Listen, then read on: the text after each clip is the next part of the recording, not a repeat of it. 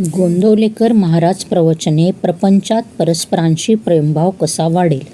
निसर्गातच प्रेम हे प्रत्येक व्यक्तीत आणि प्राणीमात्रात असते. फार काय, प्रेमाशिवाय मनुष्य प्राणी जिवंत राहू शकत नाही.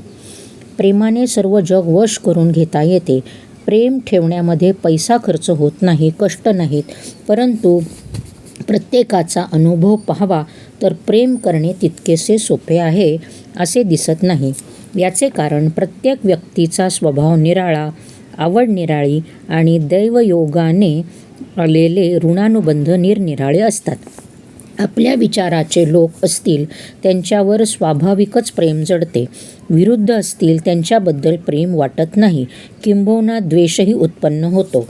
द्वेष उत्पन्न का होतो? तर आपला आणि दुसऱ्याचा विचार आणि आवड जमत नाही म्हणून. परंतु थोडा विचार केला तर असे दिसते की आपण ज्या कारणामुळे दुसऱ्याचा द्वेष करतो तेच कारण दुसऱ्याने आपला द्वेष करायला पुरेसे होते. उदाहरणार्थ, एखादी गोष्ट आपल्याला न आवडली आणि तीच दुसऱ्याला आवडली, तर मला न आवडलेली गोष्ट दुसऱ्याला आवडल्यामुळे दुसऱ्याचा द्वेष करायला मला तेवढे कारण पुरेसे होते. मग त्याच न्यायाने त्याला न आवडलेली गोष्ट मला आवडते, हेच कारण त्याने माझा द्वेष करायला पुरेसे नाही का? व्यक्ती तितक्या प्रकृती अशी म्हण आहे. त्याचा अर्थ असा की स्वभावाप्रमाणे प्रत्येकाची आवड ही निराळी असणारच.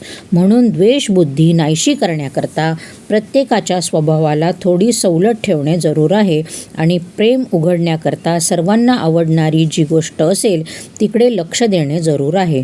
प्रेम करण्याचा धडा गिरवताना सुरुवात आपल्या घरापासून करावी.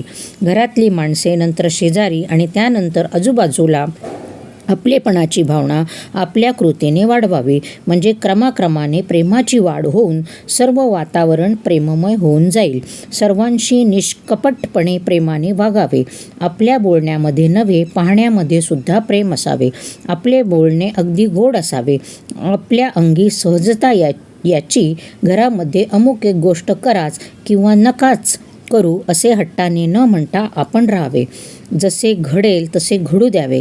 देह असा प्रारब्धावर टाकणे मला फार आवडते. प्रेम करायला गरिबी आड येत नाही किंवा श्रीमंती असेल तर फार द्यावे लागत नाही. जसे आई आणि मुलाचे प्रेम असते तसे भगवंताचे प्रेम लागावे.